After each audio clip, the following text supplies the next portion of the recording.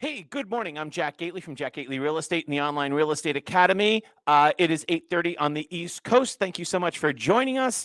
I thought today's biggest news was going to be the jobs report, which is coming out in just a moment. It's probably the biggest economic data of this month, and it's going to be coming out exactly at 8:30, which is in just 1 minute from now.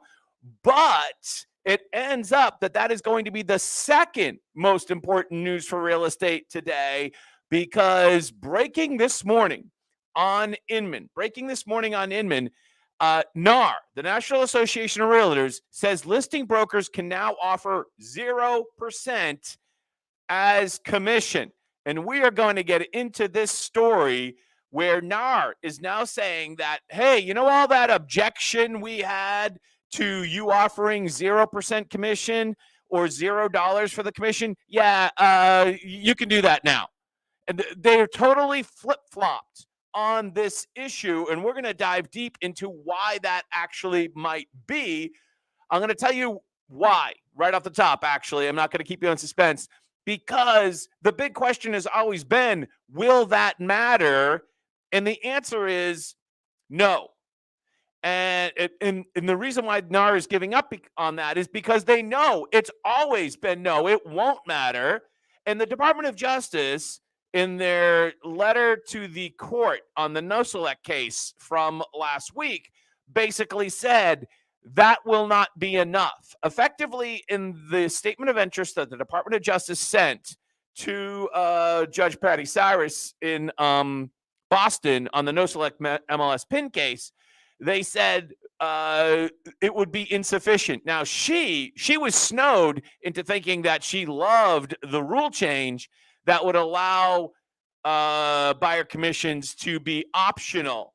But it's quite clear that Department of Justice is going through the throat. And it seems, if you read through the lines here, that not only do they want it to be optional, but they want to ban sellers from paying buyer side commissions at all. And that seems quite clear to me at this point. It also puts into question the recently announced but not yet finalized RE/MAX settlement and Anywhere settlement on this case. So we're going to get into this deep. Let's see if we can get the jobs number. Yes, it is coming across now, and we'll pull it up here. Payrolls increased by 336,000 in September, much more than expected. Wow, that is breaking news, and that is huge. So that is effectively double what the expectation was. The expectation was 170,000 jobs, and we just basically doubled that.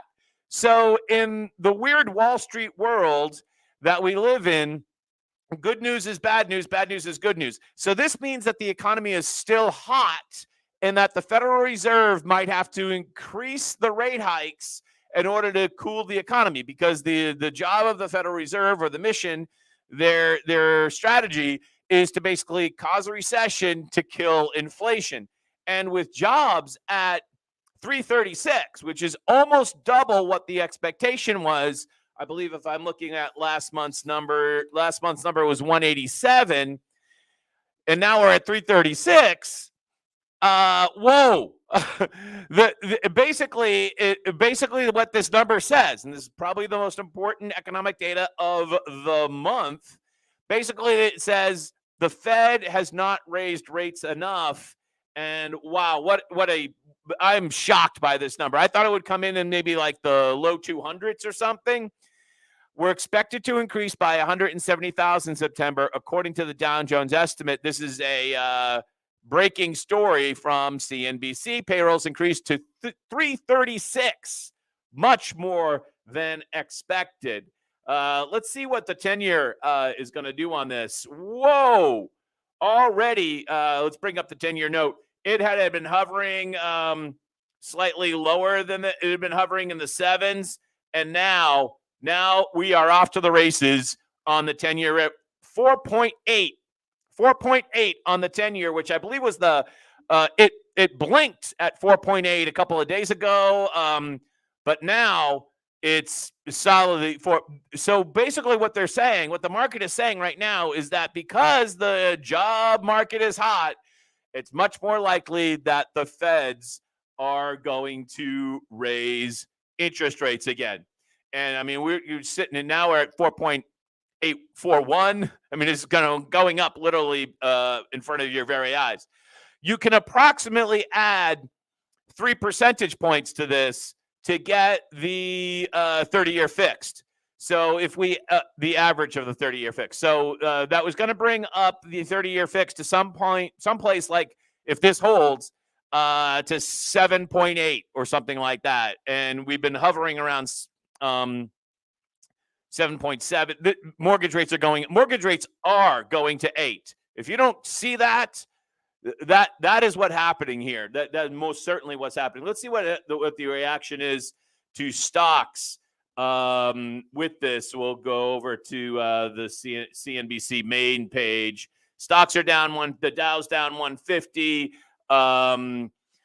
as futures in the Dow because the market hasn't opened yet. As report sends yields higher. Man, this is a shocking number. Now, what's going to be really interesting is whether there'll be a revision, because the Biden administration has a long history of reporting a particular number as the headline number, and then revising it thereafter on a lot of the number of economic data.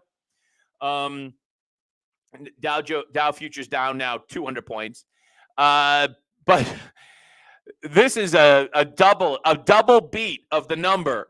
Now, what will also be interesting is what type of jobs are these? Because it's my sense that these are not good middle class paying jobs. These are not jobs at factories. These are not jobs, paying you $80,000 or $90,000 a year. My gut feeling is that these are more like MIC jobs. You tell me, I don't know, but that's just kind of my feeling, that we might have a lot of these jobs coming in, but they're not necessarily quality jobs. No, I mean, any job's better than no job, don't get me wrong, but that's my gut feeling with the jobs number that just came out. Where did all these jobs come from? That is a huge beat. Double the expectation effectively. We're expecting 170 and we got 336. Sorry, trying to run a business here at the same time. It's actually one of my agents, so we'll get back to her in a few minutes. She should be watching the live stream, right? She should know I'm on the live stream. All right, so let's see if Twitter has any instant reaction to the jobs number. It's huge. And then we'll get back to the big NAR news of the day. Not seeing anything immediately on Twitter. We'll X out of that. Let's get back to the big NAR news of the day. So NAR, which has fought for years against allowing people to offer 0% commission, has now just miraculously endorsed the policy. So you can now offer 0% commission.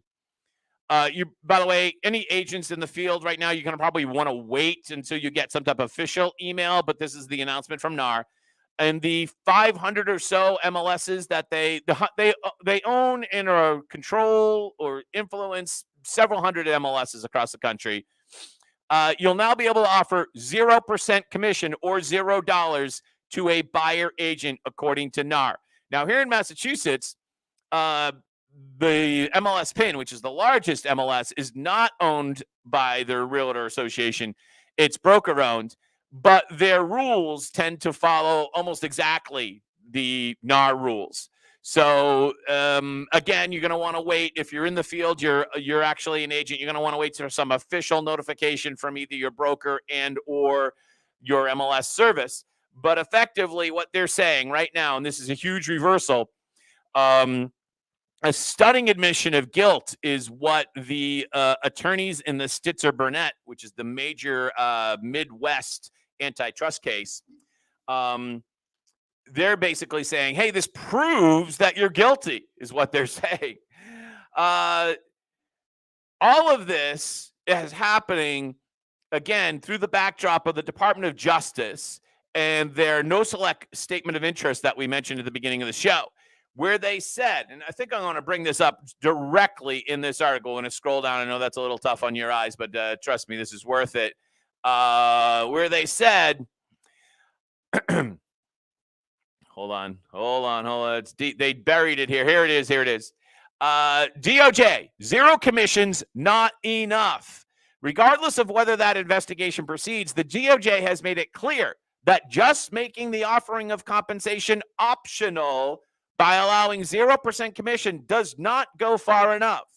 On Thursday, September 28th, this is according to Inman, the federal agency filed a statement of interest in the antitrust case similar to Sitzer Burnett in the Morrell cases in our local MLSPIN Nosalek case. NAR was not named in the defendant case, but the broker-owned MLS in New England, MLSPIN, is. Nosalek challenges the commission rule, as we spoke about, and the DOJ said that they had significant concerns. Now, I read you this quote yesterday, but it comes with an additional one that's very, very important here. Evidence of other multiple listing services suggests that merely tweaking the buyer-broker commission rule to allow 0% commissions does little to unfetter a market from competitive conduct. Further, the Department of Justice wrote, rules such as those presented may merely perpetuate an antitrust violation through a slightly modified means. MLS's PIN's rule changes still establish an elaborate protocol regulating buyer-broker commissions, including the listing broker to initially set the total amount of commission, even if it's zero. Thus, MLSPIN would continue to facilitate a blanket unilateral offers of compensation to buyers brokers. And basically what the Department of Justice is saying is in the Northwest MLS, which is way out on the other side of the country, they already have adopted this type of change. But virtually all sellers continue to offer commission, and almost all at a commission rate at 2% or above.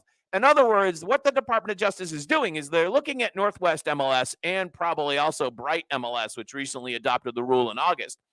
And they're saying it's made no difference. This is a distinction without a difference, which has been the biggest question the whole time, was if you could always offer $1. Remember, I did that in 2019. I listed a condo with a commission of $1. I first listed it with $0. And then they sent me an email. Actually, I have it here on the computer. They sent me an email in 2018. Oh, you can't do that. Please take the appropriate action, they wrote me, as noted above, no later than the close of business. If the requested action has not been taken, would be forced to remove the listing from the multiple listing service.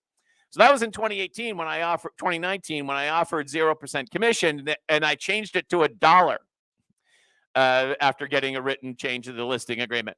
And yeah, so now apparently, again, wait for the official email, but according to NAR, you will now be able to list it for $0.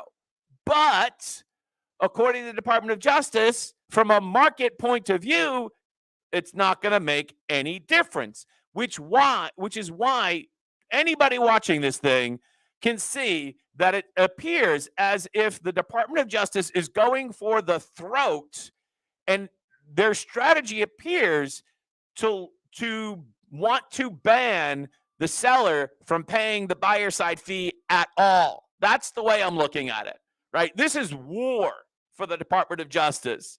And the fact that NAR is rolling over on this now is they're trying to throw the Department of Justice, the Sitzer people, a bone that doesn't really matter. Now, your folks are real estate agents and you do negotiations. Ever take a position in a negotiation that really wasn't important to your client, but it was a tactic in order to get something that was important to your client? Ever be a stickler about, like the yard furniture? Oh, you can't have the yard furniture. You want the yard furniture. We will not allow you to have the yard furniture. So you make a big stink about the yard furniture in order to get something else. But the yard furniture is a straw man. And that's exactly what's happening with this 0% commission thing. Effectively, in the marketplace, it doesn't make any difference. And the Department of Justice has seen that. And so they want to go even further than that. And it sounds to me as if they want to ban sellers from paying buyer side commissions at all. What does this mean for you as a rank and file agent? You got to look at your compensation, your marketing plan. If you're now focused on buyers, you got to change that like right now. So I'll give you an extreme example. Like if you're running a YouTube channel, and there are a lot of agents around the country that do this, and they're like running a YouTube channel about how great their town is and all the amenities, blah, blah, blah. And they're comparing this town to that town. And, you see these YouTube channels out there, they're pretty successful in bringing people. I follow one, I can remember one I follow in Wyoming, another one I follow in Tennessee. They're really good content, and the people are working hard on it. If you're doing that or anything like that, attracting buyers, you got to stop that. And you got to change your marketing plan to focus on sellers. Focusing on sellers has always been good, and now it's going to be now more than ever. Why, Jack? Because if I go to a listing appointment now, I can go sit down with Sally Seller, and I could say, Sally, the market is strong. We're not going to offer a buyer side fee. We're going to just do multiple open houses. We'll probably do some creative marketing, and we're going to force the buyers to come directly to me, and we can either do dual agency with them, or they could be unrepresented. Remember, there's no law that requires somebody to hire an agent. And I'm not saying that's good for the consumer. I'm just saying that's where things are going. And as a result, Sally Seller, I'll charge you only 2% to sell your house. Not 5. Wait. Century 21 was here yesterday, Jack. They were going to charge me 5%. I know, but given the marketplace, given the supply and demand in the marketplace right now, it's a seller's market. You pay me 2. 2 is the total amount. If the buyer comes with an agent, that's fine. The buyer can pay their own agent. Oh my God, Jack, you wouldn't do that? Hell yeah, I would. Yeah, sure I would. And since I have a lot less overhead than Century 21 or Coldwell Banker or a lot of these big agencies, I can, right? Because 2% on $500,000 is Bueller. What is that? That's like 20 grand, right? That's a good paycheck, right? And how many of those listings can I get a year by undercutting the traditional model by 3%? I could probably get a good number of listings.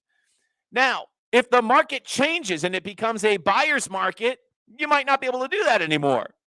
But we're nowhere near a buyer's market at the moment, right?